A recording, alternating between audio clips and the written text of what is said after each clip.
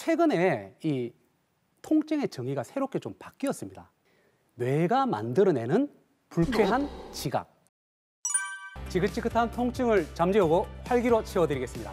통증의 맥을 잡아 통증 사냥하는 한의사 성진욱입니다. 척추 질환 이래야 연관통을 찾아 치료할 수 있다. 정답. 끝. 연관통증 어디가 연관이 돼 있단 말이죠. 그럼 계속 어딘가 아파요. 그렇지. 아프면 우리가 그 인간이 살면서 가장 슬픈 사자성어가 뭡니까? 만성 통증 아니겠습니까? 계속 아프니까 그게 연관통이 돼가지고 나는 만성 통증이지 않을까. 만성 통증이요? 만성 통증.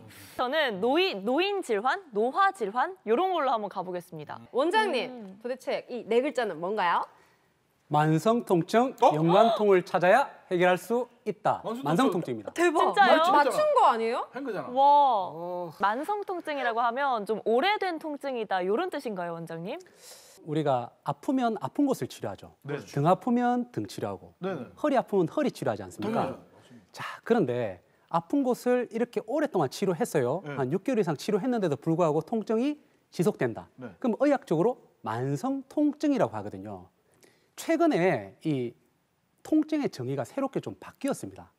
뇌가 만들어내는 불쾌한 지각, 즉 뇌가 통증을 만들어낸다는 거죠. 우리가 실제로 통증이 있는 곳과 다른 곳을 통증 부위로 뇌가 만들어내고 느낄 수 있다는 얘기예요. 착각 같은 거예요? 그렇죠. 그렇기 때문에 우리가 낫지 않는 만성 통증, 아픈 곳을 계속 치료해도 통증이 지속된다면 만성 통증이 연관통이 아닐까 한번 의심을 해볼 필요가 있는 겁니다. 계속 아프면 뇌가 만들어냈대요.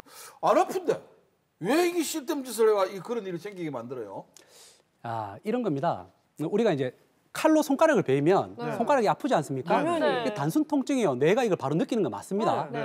자, 그런데 좀 전에 뇌가 아픈 곳과 아닌 곳을 착각해서 아프다고 느낀다고 했지 않습니까?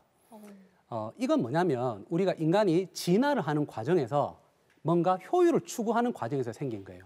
어떤 거냐면 고인범 선생님이 만약에 기업의 CEO라고 한번 해볼게요. 직원이 1000명 정도 있어요. 1000명한테 업무 보고 다 받으실 겁니까? 아니죠. 아니죠. 뭐 부장 몇 명 정도 받아 해결하겠지. 맞습니다.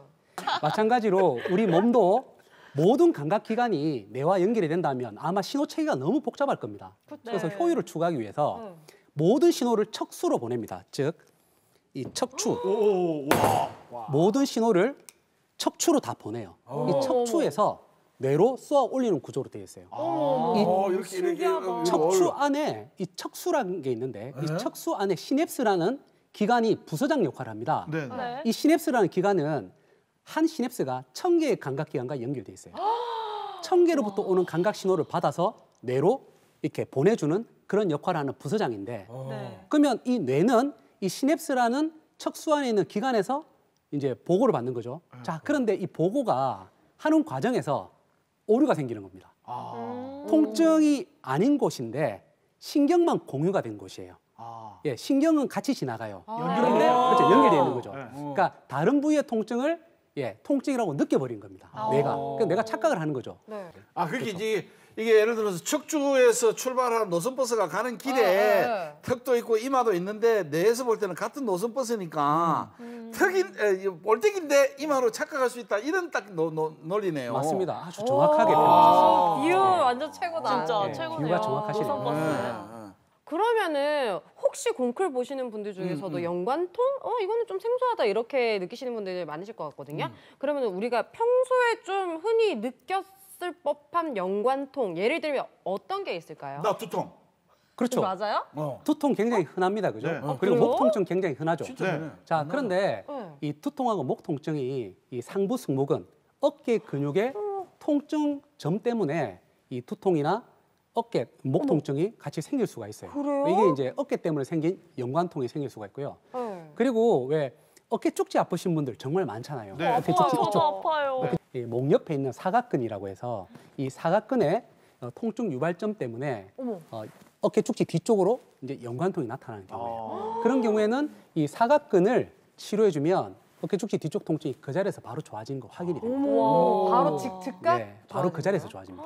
그 원인을 아는 게 진짜 중요하겠네요. 그렇죠. 그렇네요. 그리고 이제 하지 쪽 질환 같은 경우에 흔한 게 좌골신경통이나 허리 디스크라고 흔히 오해를 받는데 네. 엉덩이 옆쪽에 있는 소둔근이라는 근육에 근막 통증 유발점이 있으면 마치 다리가 저린 것처럼 허벅지 옆에서 정강이까지 땡기고 저린 통증이 나타날 수가 있습니다.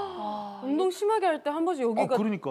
다리가 아파서 그런 줄 알았는데 이유를 알겠네. 근육 때문이었네요, 보면. 그 공클이라든지 여러 가지 요약 프로그램 하면서 방사통이라고 많이 들어봤거든요. 예를 들어서 뭐 들어봤어요. 허리가 아프면 뭐 허벅지가 땡기고 다리가 아프고 하는데 방사통하고 근데 또 연관통이 들리니까 이게 개념 정리가 좀 필요할 것 같아요. 보통 이제 방사통이라는 거는 디스크가 신경을 누른 겁니다. 이런 식이죠. 이런 식으로. 빨갛게 튀어나오네. 디스크가 튀어나와서 신경을 압박을 하니까 다리가 저리고 아프겠죠. 이게 방사통입니다. 그럼 어떻게 했어요? 신경 내려가는 라인에 따라서 통증이 심해질 수밖에 없고 그리고 통증이 계속 눌려 있으니까 밤낮 없이 지속적으로 계속 아픕니다. 그리고 다리 밑으로 이제 허리는 별로 아프지 않습니다. 방사통은 다리가 심하게 저립니다. 자, 그런데 연관통은 디스크가 아니라 척추 뒤에 있는 후관절이라고 하는 이 척추 뒤에 관절, 이 관절이 압박이 되거나 허리 주변에 염증이 신경에 자극을 준 거예요. 간접적인 거죠. 그러다 보니까 신경이 내려가는 통로와는 상관없이 다른 부위가 저리고 아픕니다. 그리고 직접적으로 눌린 게 아니다 보니까 이게 아팠다, 안 아팠다, 좀 나을만 하면 또 아프고 이걸 반복을 해요. 왔다 갔다 하는구나. 그리고 특징이 다리가 저리고 아프면서 허리가 같이 아픕니다. 근데 확률적으로 연관통이 흔하겠어요? 방사통이 흔하겠어요? 연관통이 더 흔하겠죠, 그러면. 방사통. 고인범 선생님은? 저도 연관통이 더 흔할 것 같은데. 역시 너무 패널들 너무 똑똑하신 것 같습니다. 자, 아버지 아들입니다. 연관통이 훨씬 흔합니다. 연관통은 아주 가벼운 자극, 여러 가지 자극들에 의해서 생길 수 있는 범위가 넓어요. 디스크가 눌리는 확률은 사실 디스크가 눌려서 다리가 심하게 저린 경우 제가 한의사를 20년 넘게 했는데 정증으로 오는 경우가 그렇게 많이 보지 않습니다. 하지만 매일 연관통은 매일매일 오시는 환자분들한테서 찾아볼 수가 있거든요. 연관통이 훨씬 흔하다. 그리고 치료 방법도 달라요.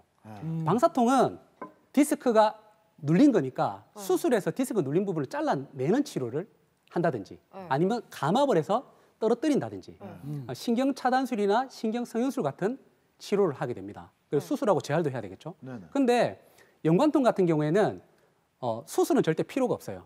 그러니까 수술하지 않고 비수술로 치료가 충분히 가능하고요. 수술 없이 재활을 하면 되고 침이라든지 추나요법, 약침 같은 치료 방법으로 충분히 또 치료가 가능한 부분들입니다. 네, 근데 이 연관통이 아무리 흔하고 범위가 넓다고 해도 아프다고 해서 다 연관통은 아니잖아요.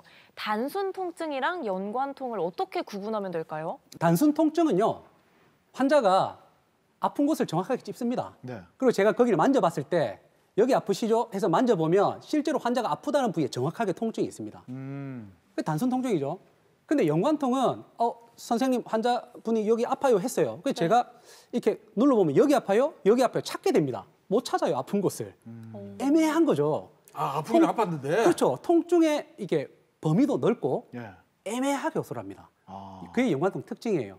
그리고 단순 통증은 단순한 원인에 의해서 통증이 생깁니다. 칼에 손이 베었다든지 어디 넘어져서 찍혔다든지. 자, 근데 연관통은 단순하게 근육 하나의 연관통으로 생길 수도 있지만 제가 좀 전에 공범이 있을 수 있다 했잖아요. 그래서 연관통은 여러 가지 원인이 복합적으로 해서 나타날 수도 있기 때문에 단순 통증과는 좀 다르다 이렇게 보시면 됩니다. 수수께끼 같아요. 이거 어떻게 찾아? 어떻게 말이니까 이제 광수대가 출동해야 되는 거야. 마력수사대가. 그래서 낫게 해야 되는 거지. 찾기 힘들겠다. 정말 이 모든 가능성을 열어두고 연관통을 다뤄야 할 것 같은데요. 이번에는 허리 디스크와 협착증으로 수술을 받으셨는데도 계속해서 통증 때문에 고생하고 계신 분을 한번 만나봤습니다. 화면 보고 오시죠.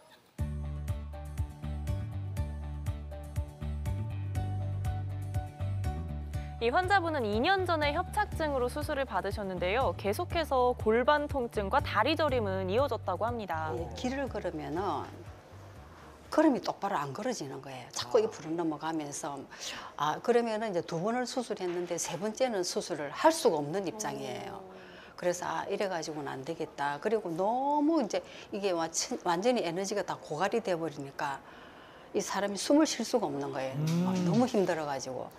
그래서 첫째는 내가 살아야 되지만은 나로 인해서 주변 가족들이 너무 힘든 거예요. 그래서 가족들을 첫째는 위하고 내가 살기 위해서는 뭔가 조치를 취해야 되겠다 싶어서 지금 제 모습 보면 모두 놀래요. 과거에 제가 아팠을 때 제 걸음걸이나 거기에 이 행동이나 이런 걸 봐보면 그때는 완전히 사람이 아니었죠. 아이고. 아유, 다행입니다. 예. 이제 보니까 수술은 되게 잘 되셨어요. 잘 되셨는데 이제 수술하고 5, 6개월이 지났을 때 지금 보시면 허리뼈 5번, 1번 사이도 공간이 거의 남아있지 않고요. 이제 보행을 보면 지금 어머니가 왼발, 오른발이에요. 왼발, 오른발이 이렇게 서로 어긋나면 안 됩니다. 똑같이 이렇게 가야 돼요. 이런 식으로. 이런 식으로 가야 되는데 이게 지금 차이가 굉장히 많이 나서 처음에 완전히 좀 기우뚱기우뚱. 무릎의 신호가 이렇게 무릎 안쪽에 이렇게 손상이 돼 있게 되면 이 신호가 또 척추로 올라가요. 그러면 이 허리가 안 좋았던 그 부위하고 맞나? 그러면 몸은 이 신호가 너무 많이 오는 거예요. 허리 쪽으로 막 집중돼서 신호가 많이 오다 보니까 이게 통증을 더 증폭시켜요. 통증 말 못해요, 그냥. 우리 가족끼리 어디를 가면은 우리 손주들이 양쪽에서 부축을 해서 넘어질까 봐서. 그 정도로 자꾸 비실비실 하니까 그게 의도치 않게 그것도 제 마음대로 안 되더라고요. 아무리 똑바로 걷고 싶어도 그게 걸어지지가 않더라고요.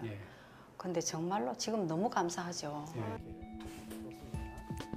요추 5번, 1번과 요추 3번, 4번의 공간이 협소해서 요추 신형 기법으로 척추를 늘려주고요. 허리뼈의 염증을 봉침을 시술해서 치료를 해드렸습니다. 그게 봉침인가 봐요. 무릎 전에보다 많이 좋아졌네요. 무릎에도 이제 약침 시술하네요. 예. 건강해지시길 바라겠습니다. 네. 우리 고쌤 절대 못 맞는 춤이다. 살 것 같죠. 첫째는 제가 살 것 같고 또 저로 인해서 우리 가족들이 너무 좋고 저처럼 아무래도 이렇게 전문 지식을 가지고 있는 사람들이 아닌다면 저 같은 보통 사람들은 허리면 허리, 무릎이면 무릎 따로따로 생각을 하겠죠. 근데 그게 저는 이제 제가 겪어보니까 이게 아니구나 안타까운 거예요. 그래서 자꾸 나도 모르게 자꾸 얘기가 되는 거예요. 우리 보통 주부들은 저처럼 나이든 70이 넘은 사람들은 자기 몸 관리를 잘 안 하잖아요. 그러니까 그게 참 잘못된 것이라고 저는 생각합니다. 통증이란 게 한 가지 단일 원인이 아니라 여러 가지 복합 원인이 합쳐져서 통증을 만든 경우에는 수술을 이용해서 큰 원인을 제거하더라도 남아있는 여러 가지 원인들이 합쳐져서 연관통을 또 만들어서 지속적으로 통증을 유발시킬 수도 있습니다.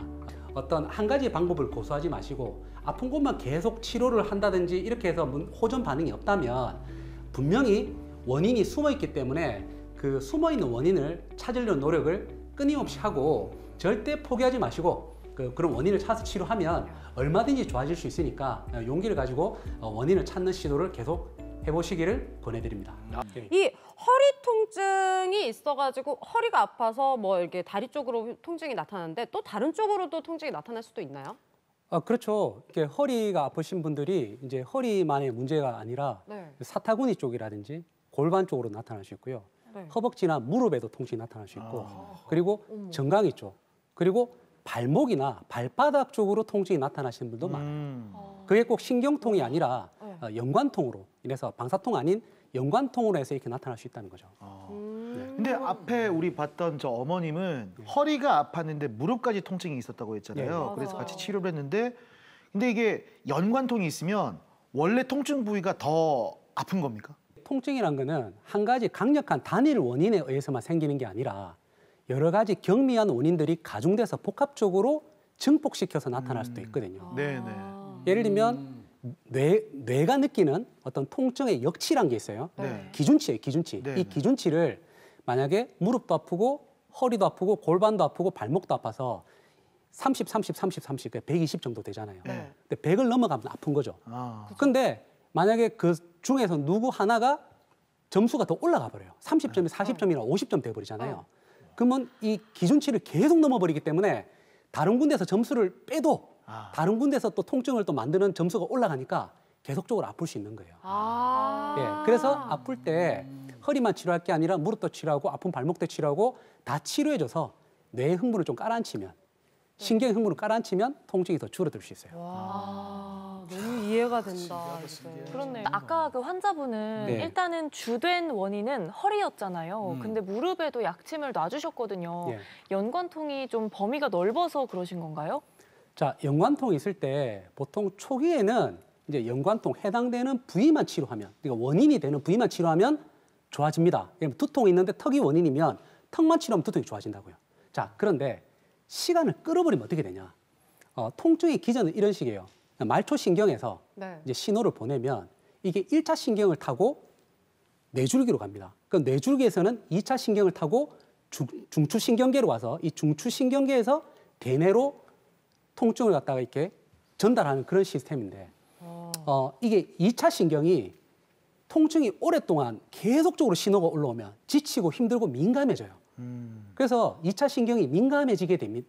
2차 신경이 민감해지게 되면 뇌에 새로운 통증 줄기 라인이 만들어져 버립니다. 그렇기 때문에 처음에는 원인이 되는 부위만 치료하면 됐었는데 나중에는 원인이 아닌 부위가 아프다고 했잖아요. 그 아픈 부위도 진짜로 아픈 걸로 느껴버리게 돼요. 그렇게 되면 원인 부위와 아픈 곳 둘 다 치료를 해야 되거든요. 이분 같은 경우에는 오래됐기 때문에 이 원인 부위와 아픈 곳을 다 치료해야 되는 그런 상황이었던 겁니다.